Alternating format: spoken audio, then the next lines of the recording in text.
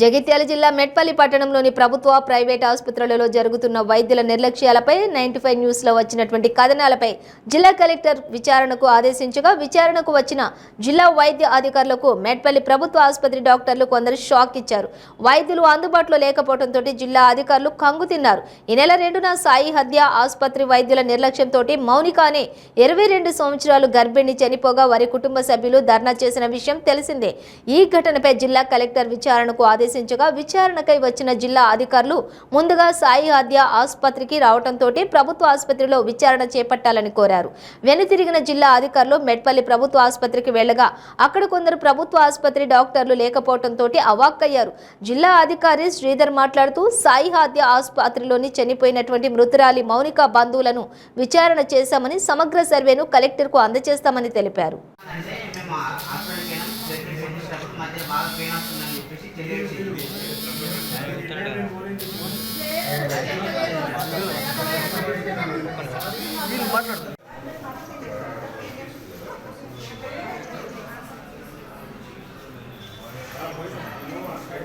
ఈరోజు మార్నింగ్ నేను సిఆర్డి హాస్పిటల్కి వెళ్ళి మౌనిక అమ్మాయి ఇష్యూ గురించి నేను అక్కడ ఎంక్వైరీ చేయడం జరిగింది.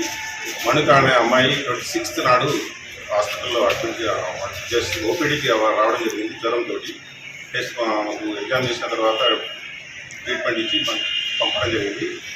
మరుసటి రోజు జ్వరం తగ్గకపోతే మళ్ళీ 27th నాడు రావడం ఆమెను అడ్మిట్ చేసుకోవడం జరిగింది. అంటే ఫర్దర్ ట్రీట్మెంట్ 27, 28, 29th వరకు ట్రీట్మెంట్ ఇచ్చిన తర్వాత మధ్యన ఒకసారి మన బ్లడ్ ట్రాన్స్ఫ్యూషన్ చేయడం కూడా జరిగింది. హిమోగ్లోబిన్ చాలా తక్కువ ఉన్నది, 8 grams హిమోగ్లోబిన్ అని చెప్పి బ్లడ్ ట్రాన్స్ఫ్యూషన్ చేయడం జరిగింది. దాని తర్వాత అమ్మాయికి 29th నాడు ఆఫ్టర్నూన్ ఆ టైంలో ఇమీడియట్గా హయ్యర్ హాస్పిటల్ నిజామాబాద్కి షిఫ్ట్ చేయాలి. నిజామాబాద్లో విష్ణు హాస్పిటల్లో వెళ్ళగానే వాళ్ళు సీరియస్ ఉన్నారని వాళ్ళు తీసుకోకపోవడం జరిగింది. ఇమీడియట్గా వాళ్ళు మనోరమ హాస్పిటల్ వెళ్ళి అక్కడ అడ్మిట్ కావడం జరిగింది.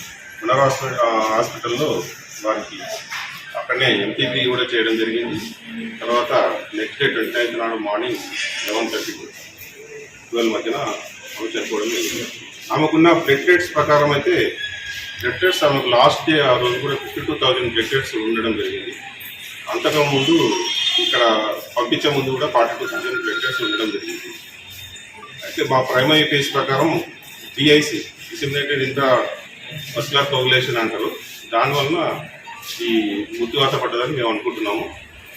ఇది ఫర్దర్గా ఈ రిపోర్ట్స్ ప్రకారం అంటే తీసుకుని మేడంకు రిపోర్ట్ సబ్మిట్. బాధితులు ఏమని చెప్పారు సార్? బాధితులు ఇదే సార్ విచారణ ఎక్కడ చేశారు వాళ్ళది? ఆది హాస్పిటల్ మేము విచారణ మేము హాస్పిటల్కి వెళ్ళి వాళ్ళ విచారణ చేసుకొని వాళ్ళ రిపోర్ట్ తీసుకొని వచ్చి ఈ విచారణ బాధితుల విచారణ సిఎస్సి మెట్పల్లి లేదు సార్. ఎందుకు చేయడం వాళ్ళను ప్రైవేట్ హాస్పిటల్ ఇష్యూని ఇక్కడికి ప్రైవేట్ హాస్పిటల్ చేస్తుంది, ఇక్కడ ఎందుకు చేశారు అని అంటే మీకు మీరు తెలిసిందా? బాధితులు ఇక్కడ ఎంక్వైరీ మా మెడికల్ ఆఫీసర్ చెప్తే ఆశదారు యూపీఎస్కి రామని చెప్తే యూపీఎస్ అయితే ఇంకా లేట్ అవుతుంది, మాకు ఇంకా ఫర్దర్ ఇంకో ఎంక్వైరీ ఉందని చెప్పి సిఎస్సి మెట్పల్లి రమ్మని చెప్పడం జరిగింది. మీ కన్వీనియన్స్ కొరకు మీరు పిలిచారు. ఎస్, అంటే మాకు ఇంకొక ఎంక్వైరీ కూడా ఉన్నది. మాకు టెలికాన్ఫరెన్స్ 3 o'clock టెలికాన్ఫరెన్స్ కూడా ఉన్నది. అందుకొరకు మేము